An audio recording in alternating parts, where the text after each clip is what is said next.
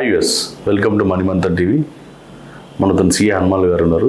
ఇవాళ టాపిక్ వచ్చేసి loans, good loans and bad loans అని ఇప్పుడు సార్ వివరించి చెప్తారు. Sir good morning sir. Good morning sir. ఇప్పుడు అంటే చాలా రోజుల నుంచి ఈ ఆన్లైన్ యాప్స్ కానివ్వండి, ఆన్లైన్ లోన్స్ కానివ్వండి, సో దాని చాలామంది గుడ్ లోన్స్ ఏవి, బ్యాడ్ లోన్స్ ఏవి అని జస్ట్ ఒక టాపిక్ నడుస్తుంది సార్. సార్ అలా అలా ఉంటుందా sir, good loans bad loans అని? నాకు తెలిసినంతవరకు లేదు. రిజర్వ్ బ్యాంక్ క్లాసిఫికేషన్ కూడా గుడ్ లోన్ బ్యాడ్ లోన్ అంటే లేదు. మనం అనుకోవడం తప్ప ఇంకోటి ఏం లేదు. అంటే ఒక్కొక్కరు ఒక్కొక్క విధంగా అనుకుంటారు. అవును సార్. ఇప్పుడు వాళ్ళు ఎలా అనుకుంటారో నాకు తెలియదు. కానీ నా ఉద్దేశం ప్రకారం good loan and bad loan అంటే, నా పర్సనల్ ఒపీనియన్ ఏంటంటే, గుడ్ లోన్ అంటే లోన్ తీసుకున్న అతను, అప్పు తీసుకున్న అతను సంపాదించి, ఇబ్బంది లేకుండా సంపాదించి రీపేమెంట్ చేయాలి. ఓకే, అది గుడ్ లోన్. బ్యాడ్ లోన్ అంటే అది చెల్లించడానికి మళ్ళీ అప్పు తీసుకునే పరిస్థితి రావడం బ్యాడ్ లోన్.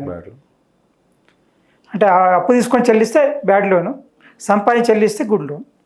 ఇది నా ఉద్దేశంలో ఈ రెండు బైఫర్కేషన్ అనమాట. ఇది కరెక్టా కాదా అని తెలీదు, బట్ నా ఉద్దేశంలో అదన్నమాట. సార్ ఇప్పుడు లోన్ ఇప్పుడు వస్తున్నాయి సార్. ప్రతి బ్యాంకు పర్సనల్ లోన్ కానివ్వండి, కార్ లోన్ కానివ్వండి, హౌస్ లోన్, ఇక ఎంత అంటే అంత ₹1,00,000 కట్టినా కార్ ఇచ్చేస్తున్నారు సార్. అంటే ఎంత స్తోమత ఉన్నవాడు ఎంత లోన్ తీసుకుంటే ఆయన సక్సెస్ కాగలుగుతాడు, అంటే కట్టగలుగుతాడు, అంటే ఎంత ఇన్కమ్ ఉండాలి? ఇప్పుడు దీనికి ఎట్లుందంటే, మనము రెస్పాన్సిబుల్ లెండింగ్ అంటారు. అంటే బాధ్యతాయుతంగా అప్పులు ఇవ్వడం. అంటే ఇప్పుడు పాతకాలంలో ఎవరైనా డబ్బులు ఇచ్చే ముందు అడిగేవాళ్ళంటే, ఎందుకు వాడుకుంటావు నువ్వు, వ్యాపారం చేస్తావా, సంపాదిస్తావా, లేదా ఖర్చు పెట్టుకోవడానికా? ఖర్చు పెట్టడానికంటే ఎవరు ఇచ్చేవాళ్ళు కాదు. తల్లిదండ్రులు కూడా ఇచ్చేవాళ్ళు కాదు, అన్నదమ్ములు కూడా ఇచ్చేవాళ్ళు కాదు. ఇప్పుడు దానికే అడిగి ఇచ్చేవాళ్ళు అనమాట. మళ్ళీ చూసేవాళ్ళు, దానికోసం చేస్తున్నారా, వేరే దాన్ని ఖర్చు పెడుతున్నారా, చెప్పింది ఒకటి చేసి ఒకటి దాన్ని డైవర్షన్ చేస్తున్నారా ఫండ్స్ అనేది కూడా చూసేవాళ్ళు. కానీ ఇప్పుడు ఇచ్చే వాళ్ళకి, తీసుకునే వాళ్ళకి, లోన్ తీసుకునే వాళ్ళు కూడా బాధ్యతాయుతంగా ఉండేవాళ్ళు. నేను డబ్బు తీసుకున్నా కాబట్టి వాళ్ళు ఏమనుకుంటారో, మళ్ళీ బాగుండదు, పేరు చెడిపోతుంది అని చెప్పని భయపడేవాళ్ళు. ఇప్పుడు ఏమైందంటే, ఇచ్చేవాళ్ళు ఒక దగ్గర ఉన్నారు, తీసుకున్న వాళ్ళు ఒక దగ్గర ఉన్నారు. కాబట్టి ఎక్కడ కూడా కమ్యూనికేషన్ లేదు, వాళ్ళిద్దరి మధ్య సంబంధం లేదు. ఆర్థిక సంబంధం తప్ప ఇక మిగతా సంబంధం లేవు. కాబట్టి ఇప్పుడు ఏమవుతుందంటే, తీసుకున్న అతను ఏం చేస్తున్నాడో ఇచ్చిన అతను తెలియదు, ఇచ్చిన అతను కూడా దేనికోసం ఇస్తున్నాడో, ఆయనకి నేను డబ్బులు ఇచ్చేసాను, సెక్యూరిటీ సరిపోయిందని చెప్పిన ఫీలింగ్ ఉంది తప్ప సంపాదించి ఇవ్వాలి అనే ఒక ఇది లేదు అనమాట. అంటే బాధ్యతమైన లెండింగ్ లేదు, బాధ్యతమైన బారోయింగ్ లేదు. కాబట్టి ఇప్పుడు మీరు అన్నట్టుగా ఎంత లోన్ తీసుకోవాలి అని చెప్పనేది ప్రతి వ్యక్తి బాధ్యతగా తీసుకోవాలంటే తన స్తోమత ఎంత, తనకు వచ్చే ఆదాయం రెగ్యులర్గా వస్తా రాదా చూడాలి. ఇప్పుడు కొందరికి శాలరీ ఉంటే రెగ్యులర్గా వస్తుంది, కానీ వ్యాపారం ఉంటే రెగ్యులర్ రాదు. అలా ఇప్పుడు ప్రాపర్టీ కొంటారు, అమ్ముతారనుకోండి, వాళ్ళకి రెగ్యులర్ ఇన్కమ్ రాదు. షేర్స్లో పెడతారు, వాళ్ళకి రెగ్యులర్ ఇన్కమ్ రాదు. అమ్ముతేనే వస్తాయి, లేకపోతే రాదు. కాబట్టి వ్యాపారం చేసే వాళ్ళు కూడా రాకపోవచ్చు ఇది కాబట్టి వాళ్ళ సోర్స్ ఆఫ్ ఇన్కమ్ చూసుకోవాలి. నాకు ఎప్పుడు వస్తుంది, రెగ్యులర్గా వస్తే మంత్లీ ఇన్స్టాల్మెంట్ పెట్టుకోవచ్చు. లేదు ఎప్పుడో వస్తే 2-3 నెలలకు ఒకసారి వస్తుంది, వచ్చినప్పుడు ఎక్కువ వస్తుంది అనుకున్నప్పుడు లోన్ పద్ధతి మార్చాల్సి ఉంటుంది. అంటే తీసుకునే వ్యక్తి బాధ్యతాయుతంగా తీసుకొని వాడుకునేటప్పుడు తనకు వచ్చే ఆదాయం ఏ విధంగా వస్తుంది దాని మీదకి వెళ్ళే లోన్ తీసుకోవాలి. కార్ అన్నారు మీరు ఇంతకు ముందుగా, ₹1,00,000 పెడితే కార్ ఇచ్చేవాళ్ళు ఇస్తారు, అదేం సమస్య లేదు. ఇచ్చేవాళ్ళు కట్టేవాళ్ళు చూసుకోవాలి, నేను కట్టేది ఎంత కట్టగలుగుతానా లేదా అనేది చూడాలి. ఆ కట్టగలిగే కెపాసిటీ ఉంటేనే తీసుకోవాలి, లేకపోతే లేదు. వాళ్ళు ఇస్తున్నారు కదా తీసుకోవడం కాదు, మనకు అవసరం ఉందా లేదా, మనం కట్టగలుగుతామా లేదు, రెండు అవసరము స్తోమత రీపేమెంట్స్ రెండు చూసుకోవాలి. అవసరం అనిపిస్తుంది మనకి, ఎట్లాగూ ప్రతిదీ అవసరం అనిపిస్తుంది, కానీ మన స్తోమత రీపేమెంట్ కెపాసిటీ చూసుకొని లోన్ తీసుకోవాలి. సార్ ఇప్పుడు హౌస్ లోన్ అంటే అది మన నీడ్కి కదా సార్, నీడ్ ఆఫ్కి మాత్రం హౌస్ లోన్ కూడా తీసుకోవాలి సార్. చాలామంది కూడా సార్ ఇప్పుడు హౌస్ లోన్ కట్టి కూడా ఎన్పిఎల్ అయిపోతున్నాయి. సో వాళ్ళకి ఏమైనా సూచనలు మీరు? అదే ఇంతకుముందు చెప్పినట్టుగా, ఇంతకుముందు సపోజ్ ఒక వ్యక్తి ఇల్లు కొనకపోతే కిరాయిలు ఉంటుంది, నెలకు 15,000 20,000 కిరాయి ఇచ్చేవాడు అతను. అంటే నా ఆదాయం ఒక 50,000 ఉందనుకోండి, 15,000 20,000 ఇచ్చి కంఫర్టబుల్గా ఇచ్చేవాడు. పోనీ 75,000 శాలరీ ఆదాయం ఉన్నా కానీ 15,000 కంఫర్టబుల్గా ఇచ్చేవాళ్ళు, అయిపోయేది. ఇప్పుడు 50 లక్షలు ఇన్స్టాల్మెంట్, 50,000 ఇన్స్టాల్మెంట్ పెట్టుకున్నాను అనుకోండి, అప్పుడు ఖర్చులకు ఇబ్బంది అవుతుంది.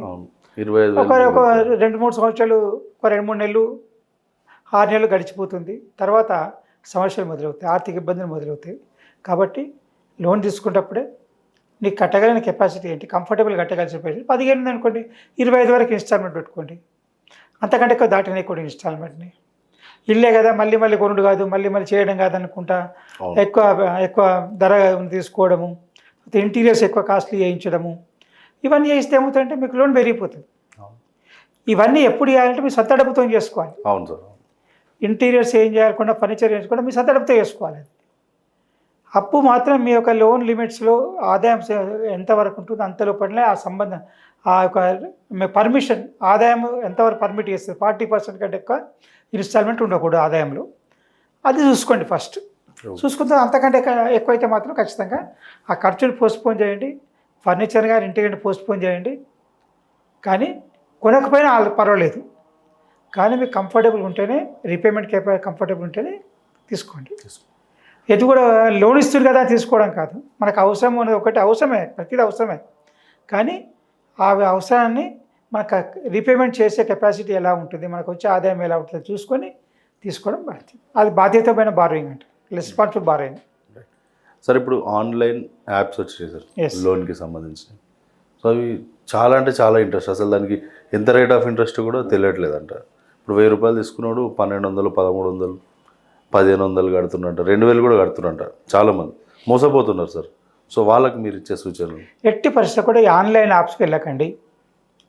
లోన్కి వెళ్ళాలనుకుంటే ఇప్పుడు గవర్నమెంట్ ముద్రా లోన్స్ ఇస్తుంది, సార్, వాటికి వెళ్ళండి.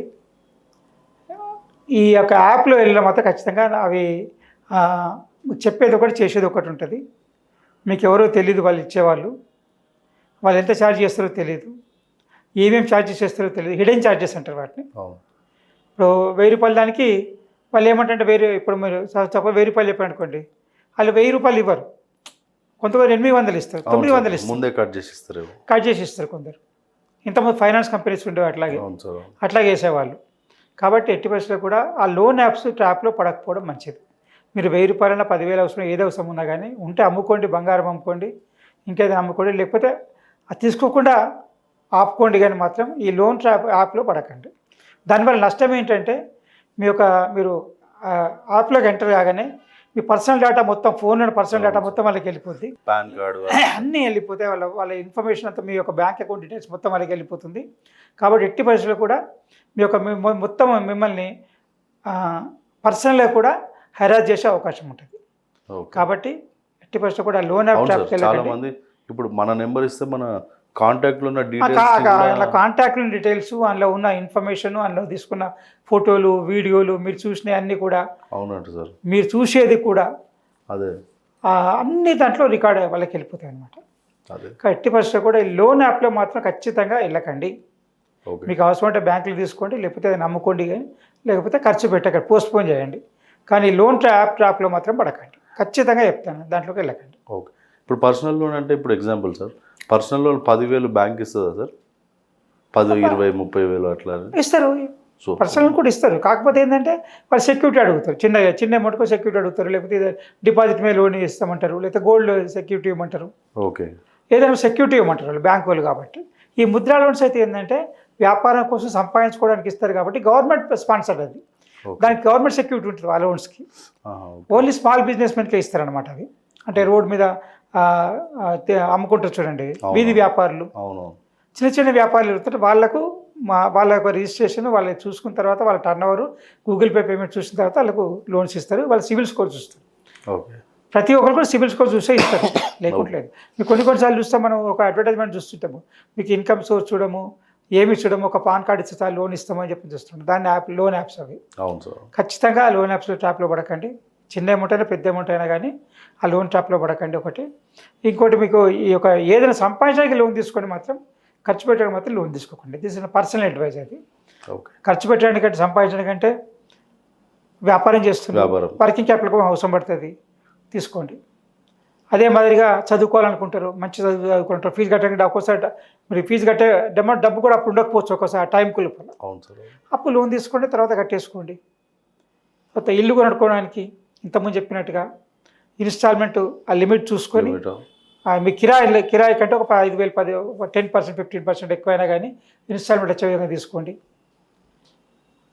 కారు కొనాలనుకుంటే దాన్ని హైర్కి నడిపిస్తే కొనండి, లేకపోతే తీసుకోకండి, లేకపోతే లోన్ తీసుకోకండి.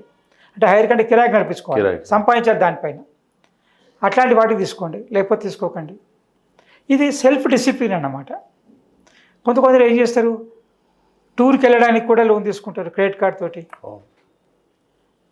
ఫంక్షన్కి వెళ్ళడానికి కూడా, ఫంక్షన్లో కొనడానికి కూడా క్రెడిట్ కార్డ్ లోన్ తీసుకుంటారు. ఇంట్లో వాడుకునే వస్తువులు, ఎలక్ట్రానిక్ వస్తువులు కానీ ఫర్నిచర్ కానీ దానికి కూడా లోన్ తీసుకుంటారు. ఇది కరెక్ట్ కాదు, అది కరెక్ట్ కాదు. మీ యొక్క ఇంటి ఖర్చుల కోసము ఖచ్చితంగా మీ సొంత డబ్బునే, మీ యొక్క పొదుపు ద్వారానే వాటిని భరించాలి, అప్పు తీసుకొని కాదు. అప్పు ఎప్పుడు తీసుకోవాలి, సంపాదించడానికి మాత్రమే తీసుకోవాలి అప్పు, లేకపోతే లేదు. అయితే మంచి భవిష్యత్తు, ఎడ్యుకేషన్, ఇది మన సెల్ఫ్ డిసిప్లిన్. అది ప్రతి ఒక్కరు ఫాలో అవ్వాలి. ఏదో వాళ్ళు ఇస్తుంది కదా మనం తీసుకుంటాం, ఇవాళ ఎంజాయ్ చేస్తామని కాదు. ఎందుకంటే ఒకసారి లోన్ తీసుకున్న తర్వాత ఈ లోన్ డీటెయిల్స్ మొత్తం ఎన్బిఎఫ్సి కానీ బ్యాంక్ కానీ సిబిల్కి పోతాయి. అవి సిబిల్కి పోయినప్పుడు ఒకసారి నాన్ పర్ఫార్మింగ్ ఎసెట్ అయితే 3 నెలలు ఇన్స్టాల్మెంట్ కట్టకపోయినా, ఇంట్రెస్ట్ కట్టకపోయినా కానీ ఎన్పిఏ అవుతుంది. ఎన్పిఏ అయిందంటే మళ్ళీ జీవితంలో లోన్ దొరకదు. ఇంకా ఆ సిబిల్ స్కోర్ మెయింటైన్ చేయాలంటే మినిమం 720, 730 స్కోర్ ఉంటుంది. ఒక్కసారి ఎన్పిఏ అయితే మాత్రం అది డ్రాస్ట్గా 200, 300కి వచ్చేస్తాయి అనమాట, తగ్గిపోతుంది. కాబట్టి ఎట్టి పరిస్థితుల్లో కూడా ఎన్పిఏ ఆకుండా చూడాలి. ఎన్పిఏ అయిన తర్వాత ఖచ్చితంగా ఇది అవుతుంటుంది. కాబట్టి లోన్ తీసుకుంటే, మీరు లోన్ తీసుకోవడం సంతోషం కాదు, రీపేమెంట్ చేయడం సంతోషం. లోన్ తీసుకుంటే బరువు పెట్టుకున్నట్టు తలపైన, ఆ బరువును తగ్గించుకోవాలి, లేకపోతే మరీ మంచిది. కాబట్టి అప్పు ఎప్పటికీ తప్పేది. కాబట్టి అప్పు అనే తప్పులు చేయకండి. ఖర్చుల కోసం మరీ తీసుకోవద్దు అప్పులేదు. కాబట్టి అవసరం తీసుకోవడం వేరు, ఎమర్జెన్సీ కోసం తీసుకోవాలి. ఇప్పుడు ఒకసారి ఒక స్కూల్ ఫీజు కట్టాల్సి, కాలేజ్ ఫీజు కట్టాల్సి వస్తుంది, 50,000 తీసుకోవచ్చు. కానీ ఆదాయం అంతా ఉండదు, నెలకు 5,000, 10,000 మొబైలైజ్ కదా, అలాంటి వాటి తీసుకోండి, పర్వాలేదు. కానీ వేరే వాళ్ళు టూర్కి వెళ్తున్నాడు, నేను కూడా వాళ్ళతో కలిసి వెళ్తా అని చెప్పి నేను తీసుకొని ఖర్చు పెట్టడం అనేది ఎంతవరకు సమంజసం చెప్పాలి. మన కాన్షియస్ ఒప్పుకోవాలి ఫస్ట్. అది సెల్ఫ్ డెసిషన్, మన కాన్షియస్. వేరే వాళ్ళు పక్క వాళ్ళతో కంపేర్ చేసుకోవద్దు ఎప్పటికి కూడా అప్పు తీసుకుంటప్పుడు. ఇంకా చాలామంది నగలు కూడా తీసుకుంటారు అప్పులు. అవసరమా నగలు కొనడం? నిత్యావసరం కాదు కదా అది. సొసైటీలో ఏం చూపిద్దాం అనుకుంటారు? సంపాదించి సమర్థతతో ఆస్తులు కూడా పెట్టుకొని సమర్థత నేర్పించండి, కానీ ఆడంబరాలతో కాదు. అప్పులు తీసుకొని ఆడంబరాలు చేయడం అస్సలు కాదు. ఇది సెల్ఫ్ డిసిప్లిన్ ఉండాలి ఖచ్చితంగా. గుడ్ లోన్ అంటే సంపాదించడానికి, బ్యాడ్ లోన్ అంటే ఖర్చు పెట్టడానికి తీసుకోవడం. ఈ రెండు నా ఉద్దేశంలో పర్సనల్ ఒపీనియన్.